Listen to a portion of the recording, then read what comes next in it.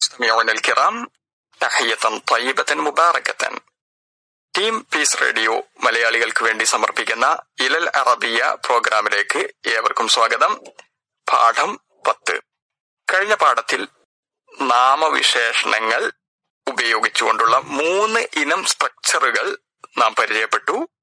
ഉദാഹരണമായി മസ്ജിദുൻ കബീറുൻ, വലിയ ഒരു പള്ളി. അൽ മസ്ജിദുൽ കബീറു, വലിയ ആ ഒരു പ്രത്യേക പള്ളി. അൽ മസ്ജിദു കബീറുൻ, ആ പള്ളി വലുതാണ്. ഈ സ്ട്രക്ചറിൽ, ഈ 3 സ്ട്രക്ചറുകളിൽ ആദ്യത്തെ 2 സ്ട്രക്ചറുകൾ വാചകമല്ല, പക്ഷെ വാചക നിർമ്മിതിയിലേക്കുള്ള ഒരു പടിയാണ്, ചവിട്ടുപടിയാണ്. നമുക്കതിനെ വാചക കഷ്ണമെന്നോ മറ്റോ വിളിക്കാം. അവസാനം പറഞ്ഞ അൽ മസ്ജിദു കബീറുൻ എന്ന് പറഞ്ഞത് പൂർണ്ണ ആശയമുള്ള ഒരു വാചകമാണ്. പള്ളി വലുതാണ്. ഈ സ്ട്രക്ചർ ഉപയോഗിച്ച് പഠിതാക്കൾക്ക്, ശ്രോതാക്കൾക്ക് അറബിയിൽ ധാരാളം വാചക കഷ്ണങ്ങളും വാചകങ്ങളും ഉണ്ടാക്കാൻ പറ്റും. നമുക്കതിന് സാധിക്കുന്നുണ്ട്, സാധിക്കണം. ഇന്ന് നാം ഈ സ്ട്രക്ചറുകൾ ഉപയോഗിച്ച് അടുത്ത ഒരു ഘട്ടത്തിലേക്ക് പ്രവേശിക്കുകയാണ്. മസ്ജിദുൻ കബീറുൻ, വലിയ പള്ളി. ഇവിടെ നാം ഉപയോഗിക്കുന്ന പദങ്ങൾ കഴിഞ്ഞ പാഠത്തിൽ ഉപയോഗിച്ച പദം തന്നെ ഉപയോഗിച്ചു എന്നതിൽ പ്രത്യേകിച്ച് അരോചകമായി തോന്നേണ്ടതില്ല. പഠിതാക്കൾക്ക് ഏത് വാക്കുകളും, നാം ഇതിനകം ഒരുപാട് അറബി വാക്കുകൾ പരിചയപ്പെട്ടു കഴിഞ്ഞു. നമുക്ക് നേരത്തെ തന്നെ സ്വന്തമായി അറിയാവുന്ന പദങ്ങൾ വേറെയുമുണ്ട്. അവക്ക് ഉപയോഗിച്ചുകൊണ്ട് ഇതേ സ്ട്രക്ചറുകളിൽ ധാരാളം വാചക കഷ്ണങ്ങളും വാചകങ്ങളും പഠിതാക്കൾ ഉണ്ടാക്കിക്കൊണ്ടേയിരിക്കണം. ഇവിടെ നമുക്ക് വളരെ എളുപ്പമുള്ള സൗകര്യപ്രദമായ ചില വാക്കുകൾ ആവർത്തിക്കുകയാണ് ചെയ്യുന്നത്. കാരണം ഇവിടെ വാക്കുകളെക്കാൾ ഈ സ്ട്രക്ചറുകൾക്കാണ് ഇപ്പോൾ നാം പ്രാധാന്യം കൊടുക്കുന്നത്. അതുകൊണ്ട് വളരെ എളുപ്പത്തിൽ നമുക്ക് സുപരിചിതമായ ചില വാക്കുകൾ വെച്ചുകൊണ്ട് ഈ സ്ട്രക്ചറുകൾ നമ്മുടെ മനസ്സിൽ ഉറപ്പിക്കാൻ വേണ്ടിയിട്ടുള്ള ശ്രമങ്ങളാണ് നാം നടത്തുന്നത്.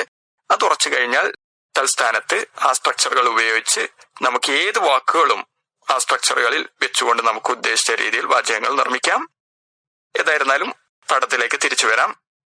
മസ്ജിദുൻ കബീറുൻ, വലിയ പള്ളി. അതുപോലെ കനീസത്തുൻ കബീറത്തുൻ, വലിയ ഒരു ചർച്ച്. ഇത് വാചകമല്ല എന്ന് നാം പറഞ്ഞു.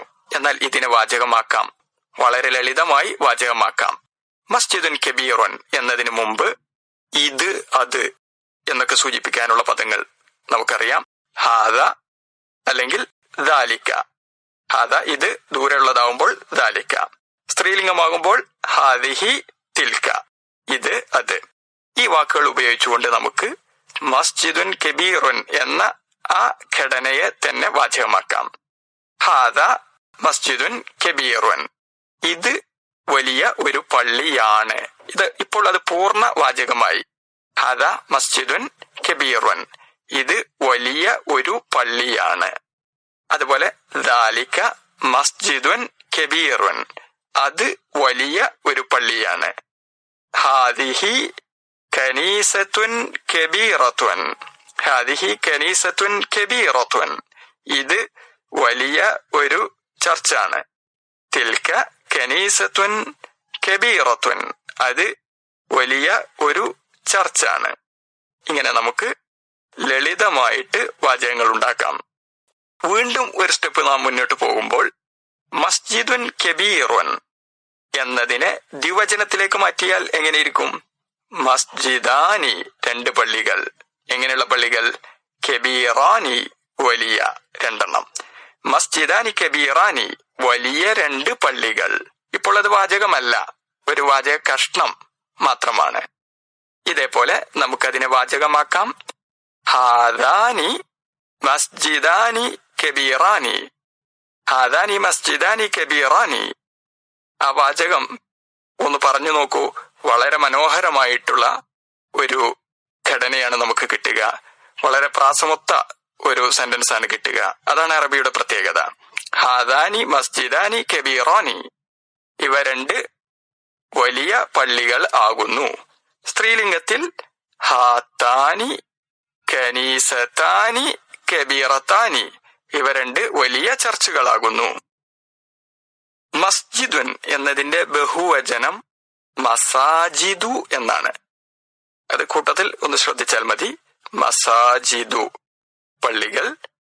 അതുപോലെ തന്നെ കനീസത്വൻ ചർച്ച് എന്നതിന്റെ ബഹുവചനം കനായിസു എന്നാണ്. കനായിസു ചർച്ചുകൾ.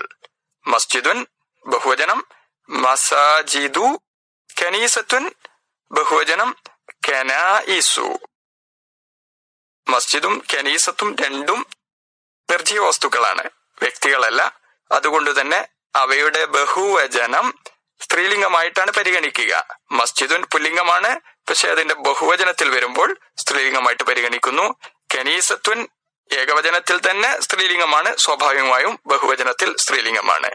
അപ്പോൾ മസാജിദു കബീറത്തുൻ വലിയ പള്ളികൾ, അല്ലെങ്കിൽ വലിയ കുറെ പള്ളികൾ, ഏതാനും പള്ളികൾ എന്നാണ്. അത് വാചക കഷ്ണമാണ്. മസ്ജിദുൻ കബീറുൻ വലിയ ഒരു പള്ളി, മസ്ജിദാനി കബീറാനി വലിയ രണ്ട് പള്ളികൾ, മസാജിദു കബീറത്തുൻ വലിയ പള്ളികൾ, കുറെ പള്ളികൾ.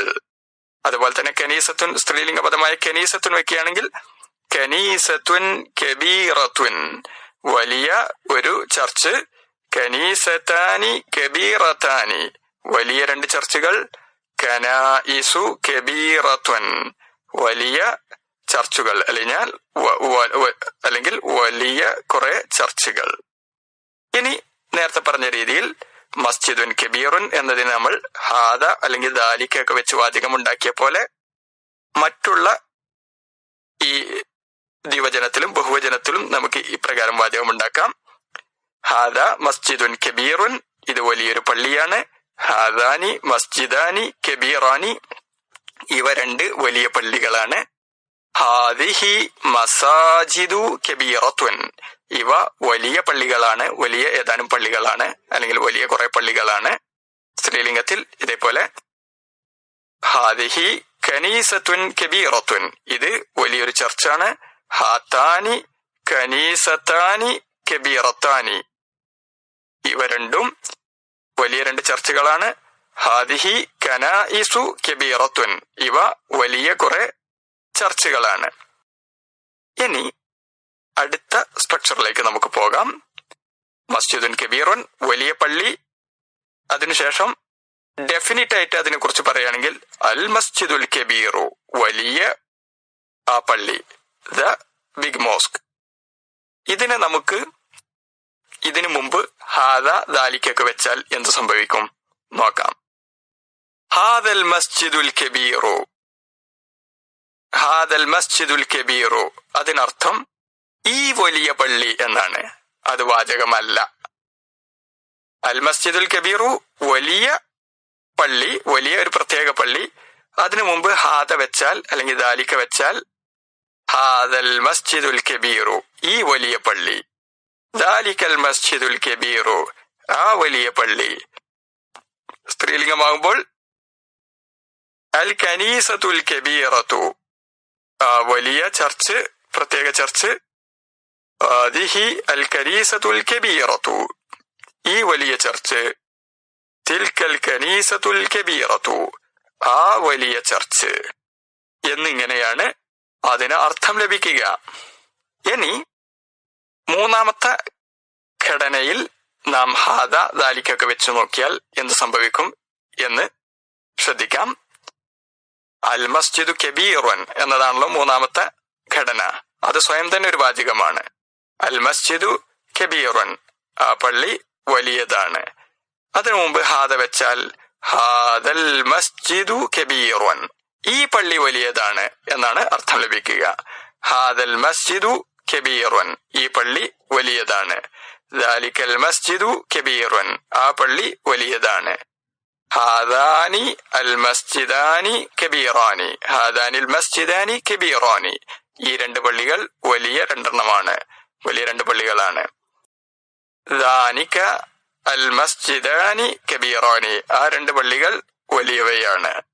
സ്ത്രീലിംഗത്തിൽ ഹാദിഹി അൽ കനീസത്തു കബീറത്തുൻ ഈ പള്ളി, ഈ ക്രിസ്ത്യൻ പള്ളി വലുതാണ്, വലിയതാണ്. ഹാത്താനി അൽ കനീസത്താനി കബീറത്താനി ഹാത്താനിൽ കനീസത്താനി കബീറത്താനി ഈ രണ്ട് ചർച്ചുകൾ വലിയ രണ്ട് ചർച്ചുകളാണ്.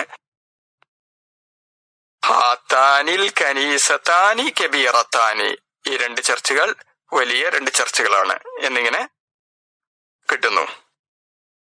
നാം ഇതുവരെ പരിചയപ്പെട്ടത് നാമവും അതോടൊപ്പം നാമവിശേഷണവും ചേർത്തുകൊണ്ട് എങ്ങനെ വാചക കഷ്ണവും അവ ഉപയോഗിച്ച് എങ്ങനെ വാചകങ്ങളും ഉണ്ടാക്കാം എന്നതാണ്.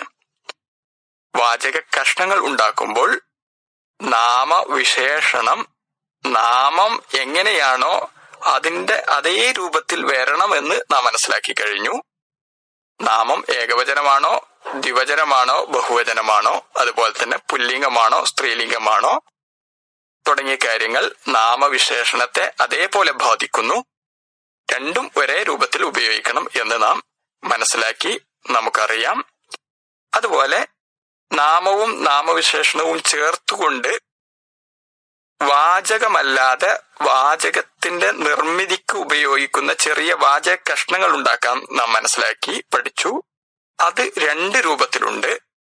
ഒന്ന് ഇൻഡെഫിനിറ്റ് അനിർണിതമായ സ്വഭാവത്തിൽ ഉപയോഗിക്കുന്നത്. ഉദാഹരണം മസ്ജിദുൻ കബീറുൻ, വലിയ പള്ളി അല്ലെങ്കിൽ വലിയ ഒരു പള്ളി, വലിയ ഏതോ ഒരു പള്ളി എന്നർത്ഥം. ഇനി അൽ ചേർത്തുകൊണ്ട് അൽ മസ്ജിദു അൽ കബീറു ചേർത്ത് പറയുമ്പോൾ അൽ മസ്ജിദുൽ കബീറു എന്ന് പറഞ്ഞാൽ വലിയ ഒരു പ്രത്യേക പള്ളി എന്നിങ്ങനെ വാചക കഷ്ണങ്ങൾ ഡെഫിനിറ്റ് നിർണിതമായ രൂപത്തിലും അതുപോലെ തന്നെ അനിർണിതമായ രൂപത്തിലും. നിർണിതമായ രൂപത്തിലാണെങ്കിൽ 2 അൽ ചേർത്തുകൊണ്ട് നിർമ്മിക്കാം. അൽ ചേർത്തില്ലെങ്കിൽ അനിർണിതമായ രൂപത്തിൽ വാചക കഷ്ണങ്ങൾ ഉണ്ടാക്കാം. അത് നാം മനസ്സിലാക്കി. പിന്നീട് ഈ ഘടന ഉപയോഗിച്ച് അതിനെ നമുക്ക് വാചകം ആക്കാൻ പറ്റുന്നത്. പിന്നീട് ഈ ഘടനകൾ ഉപയോഗിച്ചുകൊണ്ട് വാചകം ഉണ്ടാക്കാൻ നാം പരിശീലിച്ചു. അപ്പോൾ അൽ മസ്ജിദു കബീറുൻ എന്ന സ്ട്രക്ചറിലേക്ക് മാറ്റിയാൽ, അതായത് ആദ്യത്തെ പദത്തിൽ അൽ ചേർത്തുകൊണ്ടും അവസാനത്തിൽ വരുന്നത് അൽ രഹിതമായ നാമവിശേഷണമായിട്ട് ചേർത്തുകൊണ്ട് നമുക്ക് വാചകമുണ്ടാക്കാം. ആ പള്ളി വലിയതാണ് എന്നർത്ഥത്തിൽ വാചകമുണ്ടാക്കാം. ഇത്രയും നാം മനസ്സിലാക്കി കഴിഞ്ഞു. അതോടൊപ്പം ഇതിനകം നാം നിർമ്മിച്ച വാചക കഷ്ണങ്ങളിൽ അൽ ഇല്ലാതെയുള്ള വാചക കഷ്ണം, അതായത് മസ്ജിദുൻ കബീറുൻ വലിയ പള്ളി എന്ന് പറഞ്ഞ ആ സ്വഭാവത്തിലുള്ള വാചക കഷ്ണങ്ങൾ. അതിനു മുമ്പ് ഹാദ അല്ലെങ്കിൽ ദാലിക അല്ലെങ്കിൽ തതുല്യമായ പദങ്ങൾ, ഇത് അത് എന്നിങ്ങനെ സൂചിപ്പിക്കാനുള്ള തത്തുല്യമായ പദങ്ങൾ ചേർത്തുകൊണ്ട് അവയെ വാചകമാക്കാൻ പറ്റുമെന്ന് നാം മനസ്സിലാക്കി. അതായത് മസ്ജിദുൻ കബീറുൻ എന്നതിന് മുമ്പ് ഹാദ ചേർത്താൽ അല്ലെങ്കിൽ ദാലിക ചേർത്താൽ ഹാദ മസ്ജിദുൻ കബീറുൻ, ഇത് വലിയൊരു പള്ളിയാണ്. ദാലിക മസ്ജിദുൻ കബീറുൻ, അത് വലിയൊരു പള്ളിയാണ് എന്നിങ്ങനെ അർത്ഥം ലഭിക്കുന്നു. അത് വാചകമായി മാറുന്നു. അതുപോലെ സ്ത്രീലിംഗത്തിൽ ഹാദിഹി കനീസത്തുൻ കബീറത്തുൻ തിൽക കനീസത്തുൻ കബീറത്തുൻ എന്നിങ്ങനെ വാചകമുണ്ടാക്കുന്നു. ദ്വിവചനത്തിലും ബഹുവചനത്തിലും എങ്ങനെ വാചകമുണ്ടാക്കാം എന്നുള്ളതും നമുക്ക് മനസ്സിലാക്കാൻ സാധിച്ചു. ഹാദാനി മസ്ജിദാനി കബീറാനി, ഹാത്താനി കനീസത്താനി കബീറത്താനി, ഹാദിഹി മസാജിദു കബീറത്തുൻ, ഹാദിഹി കനായിസു കബീറത്തുൻ എന്നിങ്ങനെ വാചകങ്ങളും ഉണ്ടാക്കി. ഇനി വളരെ പ്രധാനപ്പെട്ട ഒരു പോയിന്റ് നാം ശ്രദ്ധിക്കേണ്ടതുണ്ട്. മസ്ജിദുൻ കബീറുൻ വലിയ പള്ളി, അതിനെ വാചകമാക്കിയപ്പോൾ ഹാദ മസ്ജിദുൻ കബീറുൻ, ഇത് വലിയ ഒരു പള്ളിയാണ്. അതുപോലെ മൂന്നാമത്തെ ഘടനയിൽ വന്ന അൽ മസ്ജിദു കബീറുൻ എന്ന് നേരത്തെ നാം പഠിച്ചു വെച്ചിരുന്നു. മൂന്നാമത്തെ ഘടനയിൽ ആ പള്ളി വലിയതാണ്. അതിനു മുമ്പ് ഹാദയോ ദാലിക്കയോ ഒക്കെ ഉപയോഗിച്ചാൽ എന്താണ് അർത്ഥം? ഹാദൽ മസ്ജിദു കബീറുൻ, ഈ പള്ളി വലിയതാണ്. ദാലിക്കൽ മസ്ജിദു കബീറുൻ, ആ പള്ളി വലിയതാണ്. അതുപോലെ ഹാദിഹിൽ കനീസത്തു കബീറത്തുൻ, ഈ ചർച്ച് വലിയതാണ്. തിൽക്കൽ കനീസത്തു കബീറത്തുൻ, ആ ചർച്ച് വലിയതാണ് എന്നിങ്ങനെ അർത്ഥം ലഭിക്കുന്നു. ഇവിടെ ചോദ്യം ഇതാണ്, ഹാദ മസ്ജിദുൻ കബീറുൻ എന്ന വാചകവും ഹാദൽ മസ്ജിദു കബീറുൻ എന്ന വാചകവും തമ്മിലുള്ള വ്യത്യാസം എന്താണ്? രണ്ടും വാചകമാണ്. അൽ മസ്ജിദു കബീറുൻ, ആ പള്ളി വലിയതാണ് എന്ന് പറഞ്ഞാൽ തന്നെ അത് വാചകമാണ്. വെറുതെ മസ്ജിദുൻ കബീറുൻ എന്ന് പറഞ്ഞാൽ അത് വാചകമല്ല. വലിയൊരു പള്ളി എന്നാണ് അതിനർത്ഥം. പക്ഷെ ഹാദാ മസ്ജിദുൻ കബീറുൻ, ഇത് വലിയൊരു പള്ളിയാണ് എന്ന് പറഞ്ഞാൽ അത് വാചകമായി. ഹാദൽ മസ്ജിദ് കബീറുൻ, അൽ മസ്ജിദ് കബീറുൻ എന്നത് ആദ്യമേ വാചകമാണ്, ആ പള്ളി വലുതാണ്. ഹാദൽ മസ്ജിദ് കബീറുൻ, ഈ പള്ളി വലുതാണ്. ഇവിടെ മസ്ജിദുൻ കബീറുൻ എന്നതിൽ ഹാദ ചേർത്തുകൊണ്ടുള്ള വാചകം. ഹാദ മസ്ജിദുൻ കബീറുൻ, ഇത് വലിയ ഒരു പള്ളിയാണ്. ഹാദൽ മസ്ജിദ് കബീറുൻ, ഈ പള്ളി വലിയതാണ്. തമ്മിലുള്ള അർത്ഥവ്യത്യാസം ശ്രദ്ധിക്കുക. ഹാദ മസ്ജിദുൻ കബീറുൻ, ഇത് വലിയ ഒരു പള്ളിയാണ് എന്നാണ് ആ ഘടനയുടെ അർത്ഥം.